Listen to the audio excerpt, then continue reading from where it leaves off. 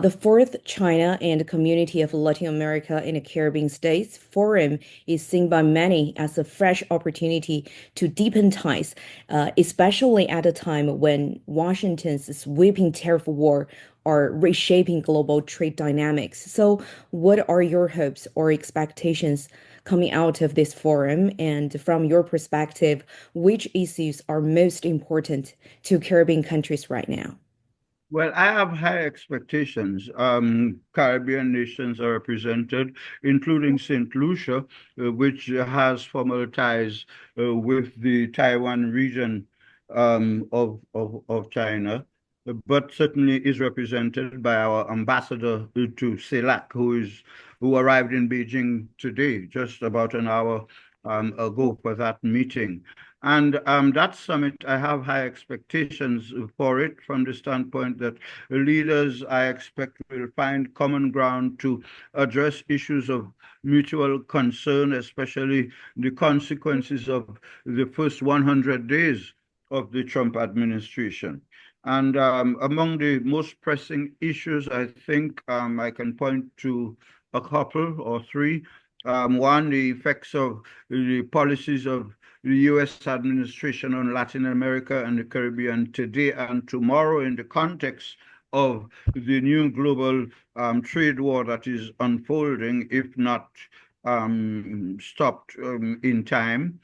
Secondly, finding common grounds to advance cooperation in keeping with new changes in global trade and cooperation and minimizing of international aid. For example, the U.S. has closed down U.S. aid, a $40 billion budget institution that sent aid around the world. That has been closed down. The budget has been moved to the United States State Department. We also see European countries reducing their foreign aid to developing countries in order to increase their military spending, particularly in the context of the war in Ukraine. So the third thing I would say, we would need to look at strengthening international cooperation with China and between the states that have ties with Beijing on projects of mutual regional interest, like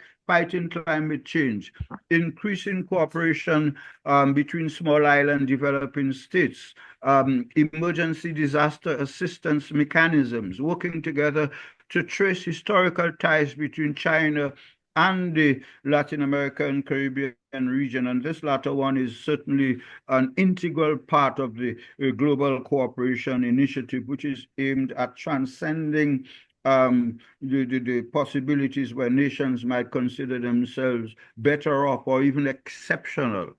Two other ideas I would put and expect would be that they would identify new areas of investment, particularly in manufacturing of primary and indigenous raw materials, which are currently being exported and re-imported to the Caribbean and Latin America as refined products. Well, we can do that between Latin America and the Caribbean rather than our region having to import from Europe and North America.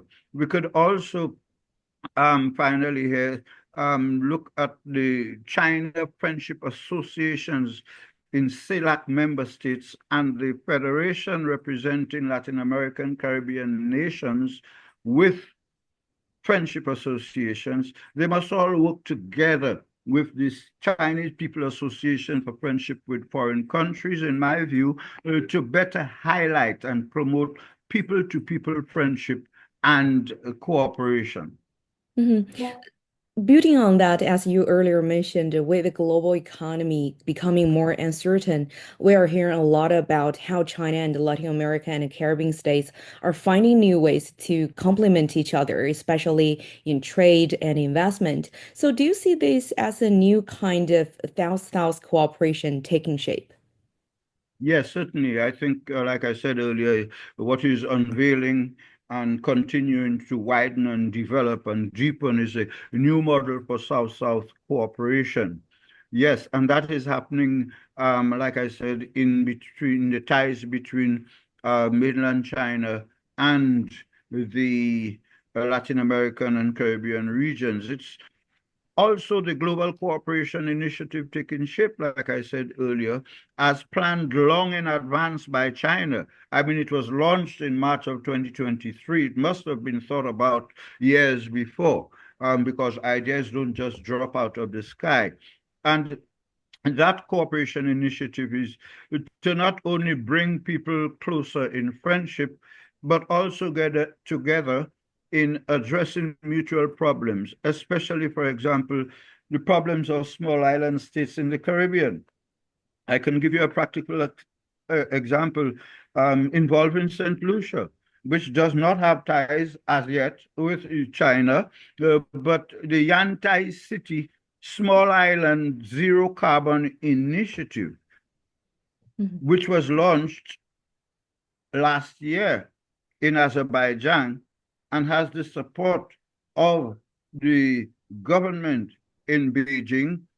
It sent a delegation to the entire Caribbean, spending one day meeting different forces, government, non-government agencies in the Caribbean, where they were able to share the experiences of Yantai City and the Changdao Islands. Those were shared with the Caribbean last month, and all of that opens the way for cooperation along new areas. For example, like desalination. We saw the possibility exists in Yantai for desalinating seawater at a rate of being able to save 700 out of every 1,000 gallons, and to be able to transform the other 300 into salt and fertilizer. So you have 100% utilization of the seawater that surrounds islands, not only in the Caribbean, but around the world. And Yantai City has those solutions, which they have now shared with every Caribbean country, irrespective of who they have ties with.